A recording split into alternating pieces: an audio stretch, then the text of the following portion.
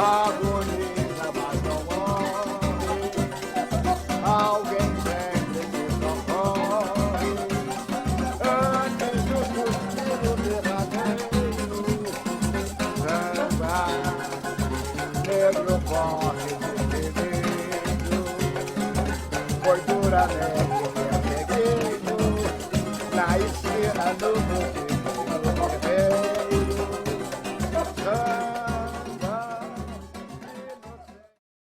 Nasci no dia 25 de julho de 1924, na Santa Casa da Misericórdia, e na época isso aqui era a capital da República, era Distrito Federal, quer dizer, eu sou realmente bem carioca. Minha mãe era doméstica, né?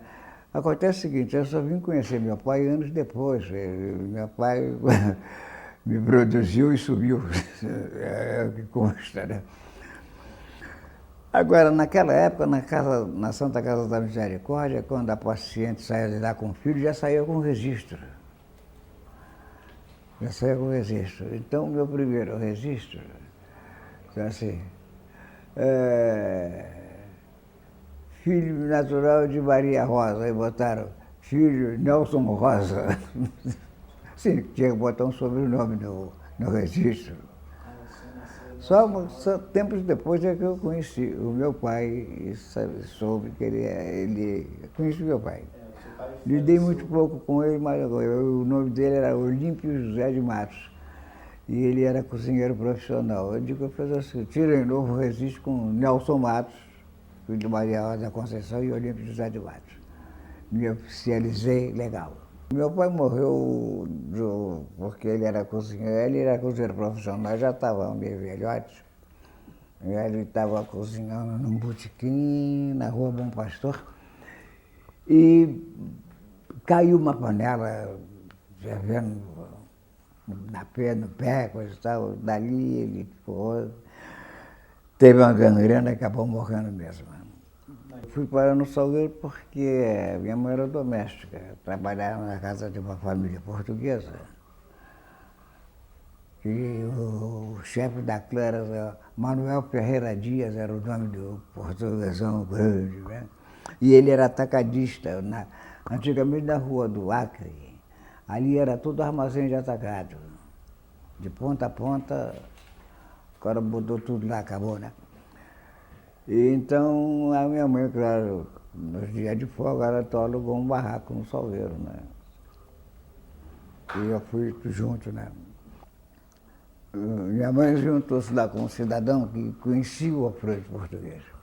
Mas esse cara, agora depois é que eu concluí isso. Esse cara eu estava com 10 para 11 anos, aquelas crianças semi-inocentes que não prestam atenção nessas coisas. Se a mamãe deu uma voltinha com o vizinho, se não deu. Não, realmente as crianças dessa época não tinham essa visão. Mas esse camarada minha mãe, ele já estava meio doente e o Alfredo português conhecia ele. O que aconteceu? O Alfredo português chegou lá, foi lá no Morro do Salgueiro e olhou para aquele estado de pobreza. Bom, e levou todo mundo para a Mangueira. Ao chegar lá, o Arthur, que era o nome desse, morreu. E o Alfredo não perdeu tempo, juntou-se com a mamãe. Isso eu já tinha uns 12 para 13 anos.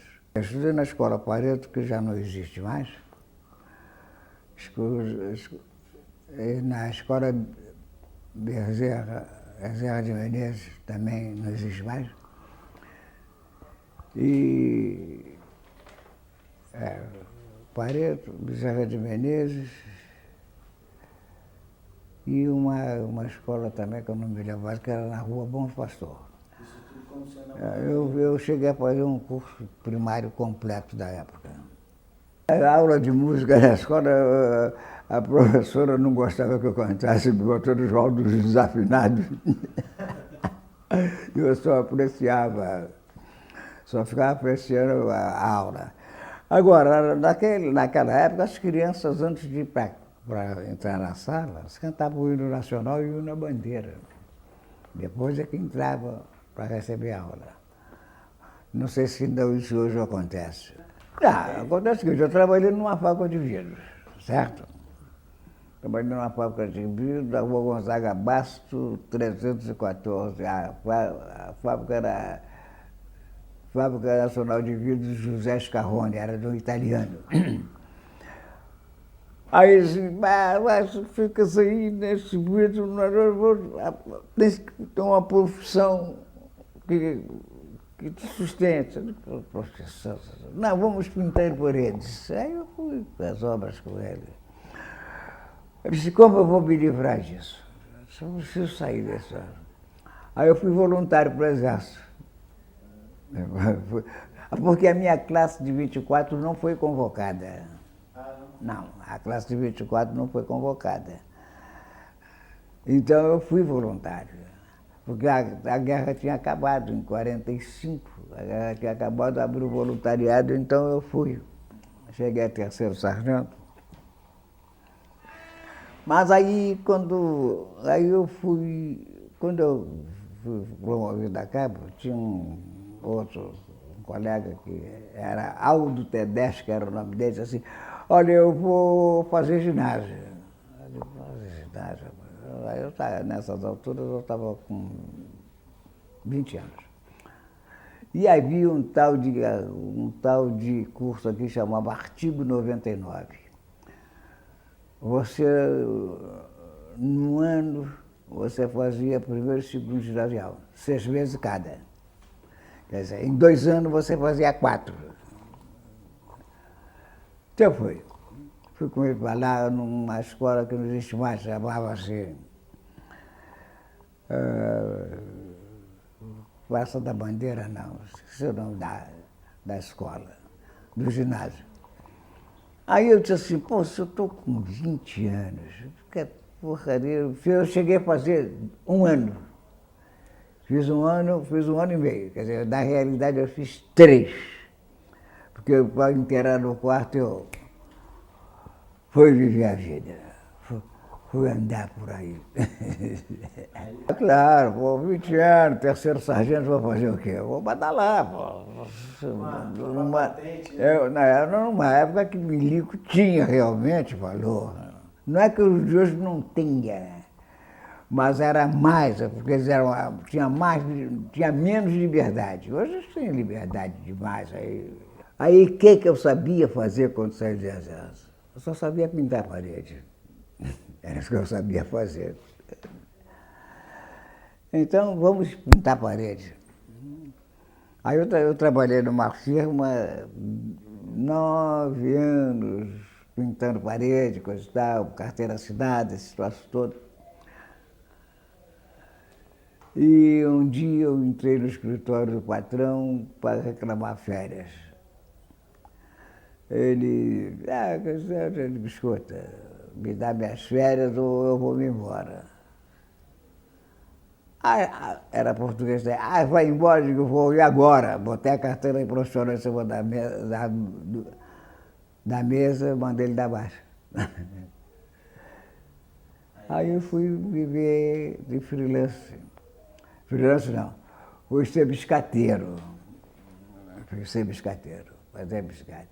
Comecei a trabalhar em biscate sem carteira assinada, sem espaço. E depois eu comecei a trabalhar por minha conta. Aí hoje o biscateiro tem outro nome. O biscateiro hoje é freelance. Mais bonito, o nome mais bonito. Mas não deixa de não ser um biscateiro. Só que fica bonito, né? A pobreza ganhou um nome também bonito, comunidade. E as coisas vão assim, vão trocando de nome, mas a ideia é a mesma. Eu conheci a Ivonete num bar, numa casa chamada Sobrenatural, lá em Santa Teresa. Porque de dia é comida normal, de noite é comida macrobiótica e samba. Então ficou apelidado de Sobrenatural e a Ivonete era cozinheira no Sobrenatural. Chegou a aparecer numa revista por causa dos petiscos que ela fazia. Cozinheira de mão cheia, então ela chegou a aparecer numa revista. Aí disseram que eu fiquei preso pelo estômago. Olha, da minha primeira mulher foram 5 filhos e ela não chegou a criar os filhos, não conseguiu criar os filhos. Ela morreu, né? Então eu dei moral àquele samba do Vinícius. Quem viveu junto não se confunde, não pode viver só. Aí eu juntei outra vez, aí eu fui para Belfort Roxo. Já tinha 5 filhos e com essa nova parceira fiz mais 2 filhos.